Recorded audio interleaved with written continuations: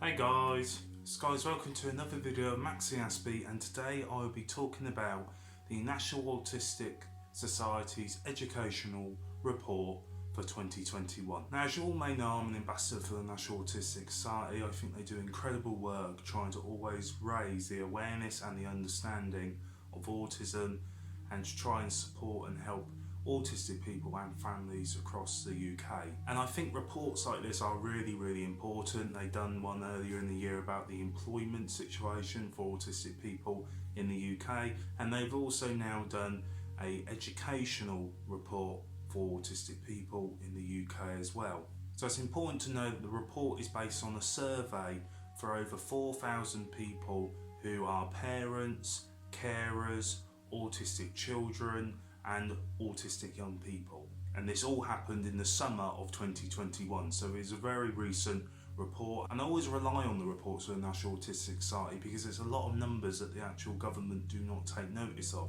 For instance, for 10 years the National Autistic Society took note that there was only 16% of autistic people in full-time work, and they now have got the government to take an account of that number.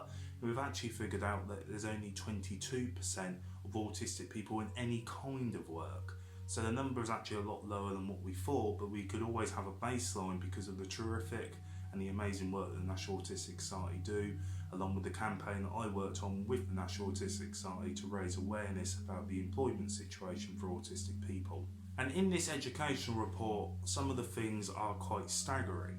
As we look at the National Autistic Report, and it suggests at the moment that a quarter of 26% of parents waited over 3 years to get the support for their child. 3/4, 74% said their child's school place did not fully meet their needs. This has almost doubled since 2017. So only 1 in 4 parents are satisfied with the special educational needs support their children are receiving. Less than half of autistic children are happy in their schools.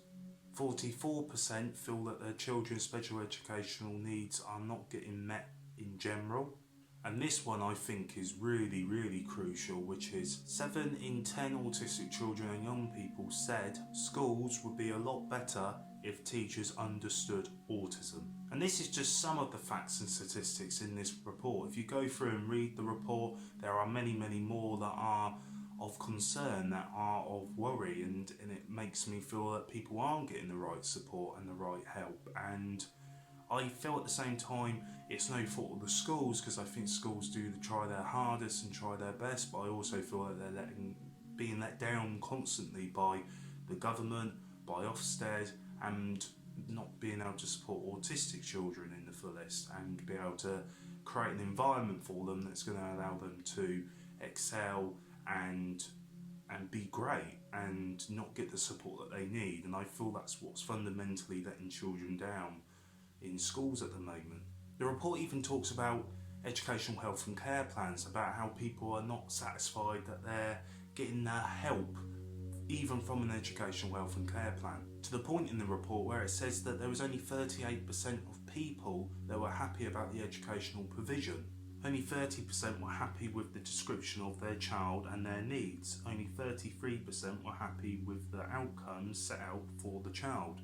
There's a lot in this report that people are clearly not happy with, that people aren't getting the help or the support that they need. They've got the official diagnosis, they've got the educational health and care plan, then they're going out into schools, and then all these facts and statistics are coming out to suggest that they're not getting that help, they're not getting the support, despite the two fundamental things, an educational health and care plan and a diagnosis, and people still aren't getting the help. So I dread to think what people are getting who are undiagnosed and autistic and they're not getting the help.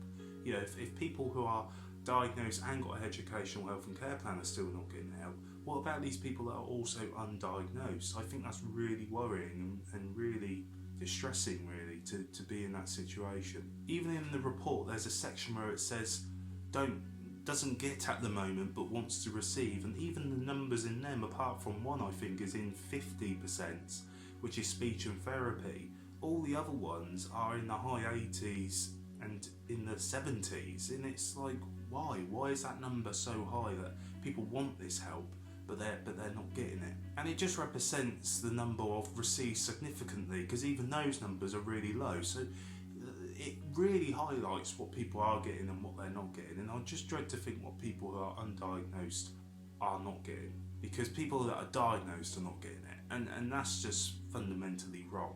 I mean, I read this report in, I would like to say disbelief, but not so much, considering the fact that we already know that 50% of autistic children are expelled from school every year. So this really should be an eye-opener to government, to schools, as why this is happening. And the only way that this sort of thing can improve, and I thank the National Autistic Society for doing a report like this, because it really highlights some key fundamental issues that need to improve, that need to be changed, which needs to be reinforced, and the structure needs to be turned on its head and re-evaluated from the ground up. And I mean, what I took from this report is these key fundamental things that need to improve: more understanding, more training, stricter measurements on managed move in schools, which basically means expelling an autistic children because you think that they could be supported better in a different place. Stricter measures on that to ensure that actually every school is responsible to making sure that that child is getting the right support no matter what school they are in. More support, more opportunities, embrace the statistics and make it better. More help from government, more help from MPs, and the fundamental thing that I think needs to change, the two fundamental things that need to change: re-evaluating educational health and care plans to make sure people are still going to get that support and help when they get a diagnosis.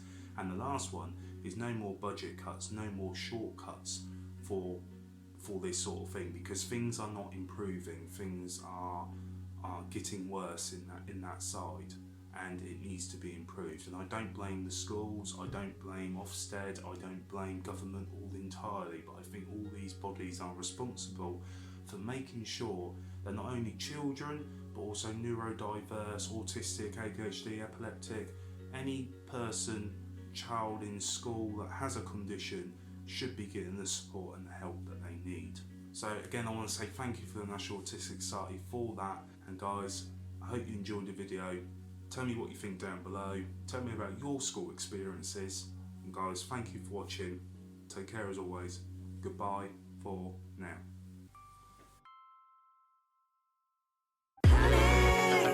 Give it one more chance.